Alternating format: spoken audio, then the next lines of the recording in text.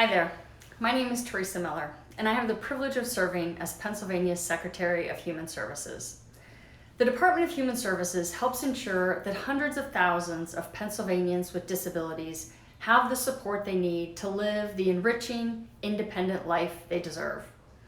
Our work is built on and guided by the principles of everyday lives, which affirms that people with disabilities should be able to live, work, learn, and grow in their community among friends, family, neighbors, and peers. In short, an everyday life that we all deserve.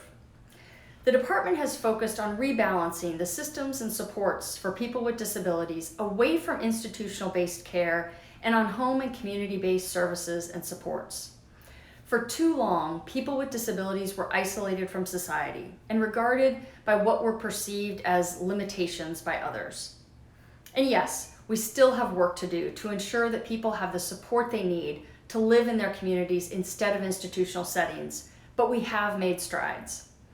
In October of 2017, 56.9% of older adults and individuals with physical disabilities were receiving home and community-based services and supports, with the rest of the population in facility-based care. By February of 2020, the percentage of people being served in their homes and community rose to 66.8%. Because of brave and passionate leadership and advocacy of people with disabilities, their loved ones, and other allies, that perception and service systems are changing. Inclusion is an expectation, and disabilities are viewed as something that should be celebrated among the unique perspectives and experiences we all bring. So much progress has been made because of your advocacy, but we know there's always more to be done.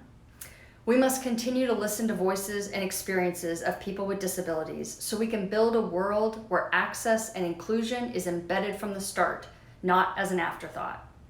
And we, as allies, must continue to listen, learn, and elevate voices of people with disabilities who are speaking for themselves.